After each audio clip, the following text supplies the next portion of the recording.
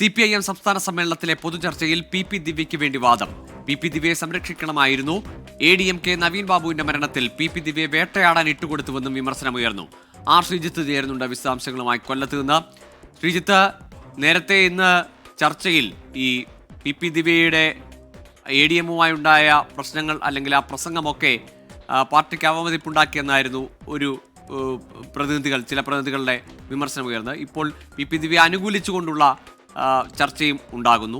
ഇക്കാര്യത്തിലെ നേരത്തെ തന്നെ രണ്ട് ജില്ലാ ഘടകങ്ങളും തമ്മിലുള്ള അഭിപ്രായ വ്യത്യാസമൊക്കെ പുറത്തു വന്നതാണ്. അത് സമ്മേളനത്തിലും അത് അങ്ങനെ തന്നെ നിലനിൽക്കുന്നതാണ്. ഗോകുൽ, CPIM സംസ്ഥാന സമ്മേളനത്തിൽ അവതരിപ്പിച്ച പ്രവർത്തന റിപ്പോർട്ടിന്മേലുള്ള പൊതുചർച്ചയിലാണ് പി ദിവ്യയ്ക്ക് അനുകൂലമായ വാദഗതികളും എതിർവാദഗതികളും വന്നത്.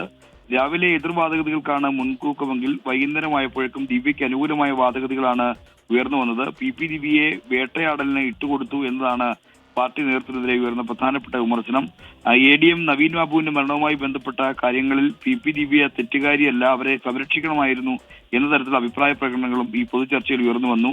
എന്തായാലും ഇത് ജില്ലാ സമ്മേളനങ്ങളിലും സമാനമായ അഭിപ്രായം കണ്ണൂരടക്കം ഉയർന്നു വന്നതാണ്. അന്ന് മുഖ്യമന്ത്രി പിണറായി വിജയൻ തന്നെ മറുപടി പറഞ്ഞ് പി ദിവ്യയുടെ ഭാഗത്തു നിന്ന് പിഴവുണ്ടായി, ആ പരാമർശവും പ്രസംഗവും നടത്തിയ വിഷമുണ്ടായി ചൂണ്ടിക്കാണിച്ചതാണ്. എങ്കിലും ജില്ലാ സമ്മേളനം കഴിഞ്ഞ് സംസ്ഥാന സമ്മേളനത്തിൽ ഇതേ വാദഗതികൾ ആവർത്തിക്കുന്നു. നേരത്തെ പത്തനംതിട്ട ജില്ലാ കമ്മിറ്റിക്കെതിരെയും ഈ പൊതുചർച്ചയിൽ വിമർശനം ഉയർന്നിരുന്നു. എന്തായാലും ദിവ്യയ്ക്ക് അനുകൂലമായ വാദഗതികൾ സംസ്ഥാന നേതൃത്വം എന്ത് നിലപാടെടുക്കുമെന്നത് നാളത്തെ മറുപടിയിൽ നമുക്ക് വ്യക്തമാകും. എന്തായാലും സംസ്ഥാന നേതൃത്വം ഇതിനെ അനുകൂലിക്കാൻ സാധ്യതയില്ല.